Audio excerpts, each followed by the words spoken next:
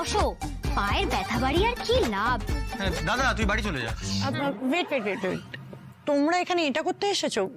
কিন্তু আমি তো তোমাদেরকে বলিনি যে এসো আমার টেক কেয়ার করো, তাহলে আগ বাড়িয়ে এসব কেন করছো? আগ বাড়িয়ে কি বলছো? আরে এটা তো আমাদের কর্তব্য, তাই আমরা ছুটে আসলাম। আর দাদা যদি সকালবেলা বাড়ি যায় তখন তোমার দেখাশোনা কে করবে ম্যাডাম?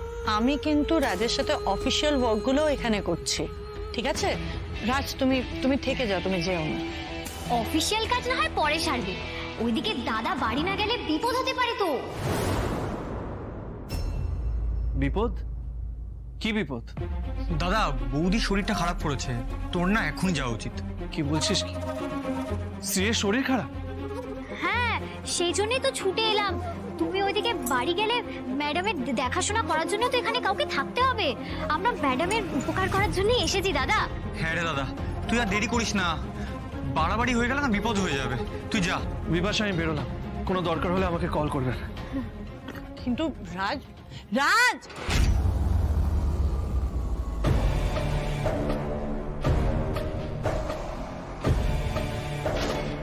এই ছেলে আর এই মেয়েটার জন্য সকালটা বাজেভাবে শুরু হলো। ম্যাডাম বলো এবার কি করতে হবে?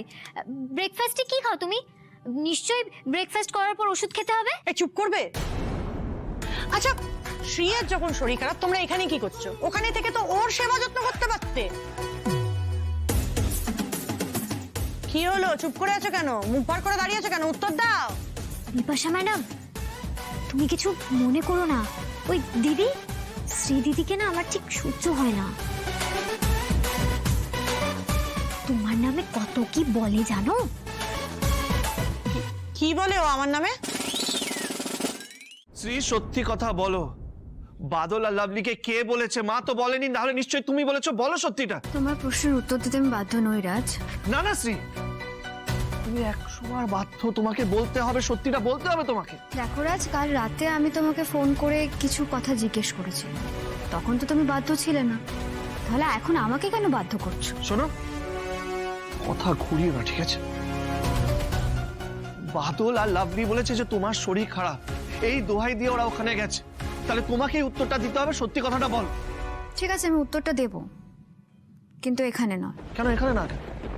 এখানে না কেন? এখানে তো কেউ নেই, মা ছাড়া তো কেউ নেই এখানে, তো বলো এখানে। হ্যাঁ, এত আড়াল আবডালে কি দরকার? আসলে কি বলতো, আমার চোখের সামনে থেকে তোকে নিয়ে যাবে, তবে এত বড় একটা টুপি নিয়ে তোর মাথায় পটাশ করে বসে। সেই জন্য নয় মা, এই বাড়িতে আমরা ছাড়াও আরো অনেক ভাড়াটিয়ারাই রয়েছে, আর এইভাবে খোলা উঠোনে আমি কিছু বললেই বাকিরাও শোনার জন্য চলে আসবে, তাই। উরাজ বাবা, মাথা খুঁজছে আমার। আমি আর একবার বরং চান করে আসি, আমার গা হাত পায়ে করে জ্বলে যাচ্ছে, ঢম দেখে চলে যাচ্ছে। ন্যাকা ন্যাকা, আর কত ন্যাকামি দেখাবি রে? হ্যাঁ, এখানে কেউ কিছু শোনে না, তাই না? যাতে কি বাকি আছে আর? যেটুকু বাকি আছে মা, সেটুকু না হয় আমাদেরই রইল। দেখলি দেখলি রাজ বাবা, দেখলি এ কিন্তু নতুন চাল চালতে শুরু করেছে, নতুন খেলা শুরু করেছে এখানে থেকে যাবে বলে। ও যাই বলুক তুই শুনবি না, ব্যাস। কি শুনবো কি শুনবো না সেটা আমার উপরে ছেড়ে দাও, কিন্তু শ্রীয়ের সাথে আমার কথা বলাটা জরুরি। আরে বাদল, তুই হাঁ করে দাঁড়িয়েছিস কেন? যা। আরে হ্যাঁ যাচ্ছি, কিন্তু যাবোটা কোথায়? কোথাও যেতে হবে না, আমি একা যেতে পারবো, ঠিক আছে? চুপ করো, সরো এখান থেকে। আরে ম্যাডাম, তুমি ভুল করছো। তুমি জানো আমি যার কথা বলছিলাম না, সেও এরকম বলছিল যে আমি পারবো আমি পারবো, কিন্তু আর পারলো না। না ম্যাডাম, কোনো রিস্ক নেওয়া যাবে না। বাদল, তুই তুই যা, তাড়াতাড়ি যা যা। কি মুশকিল, টাকা কোথা থেকে আসবে? বোঝো কাণ্ড। আরে বিপাশা ম্যাডামের টাকার অভাব আছে নাকি? ম্যাডাম তুমি একটু টাকা দিয়ে দাও না গো। চুপ, একদম চুপ, জাস্ট শাট আপ। তখন থেকে উল্টো পাল্টা কথা বলে যাচ্ছ, এর এটা হয়েছে, তার ওইটা হয়েছে। তোমাদের এই নাটক কি আমি বুঝি না তোমার মনে হয়? হ্যাঁ, আমি সব বুঝতে পারি। লিসেন, আমি ওয়াশরুম যাব, আমি যেতে পারবো, সরো।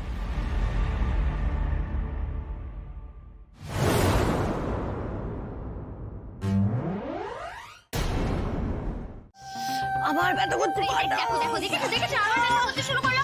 আরে চলো চলো, আস্তে আস্তে। আমাকে একটু ধরম, চলে যাবো। হ্যাঁ হ্যাঁ হ্যাঁ।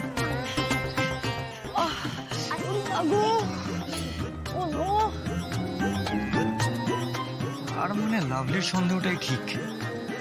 এই বিপাশা ম্যাডাম পুরো নাটক করছে। কিরে কি বুঝলি? বুঝলাম তো সবটাই, কিন্তু দাদার কাছে এটা প্রমাণ করবে কি করে যে ম্যাডামের পুরোই এটা নাটক? ম্যাডাম যে সুস্থ সেটা যেভাবেই হোক আজকে প্রমাণ করে ফেলতে হবে। হেই, কাল হয়ে গেলে তো বলবে ও ওষুধ খেয়ে ঠিক হয়ে গেছে। তাহলে কি করব এখন?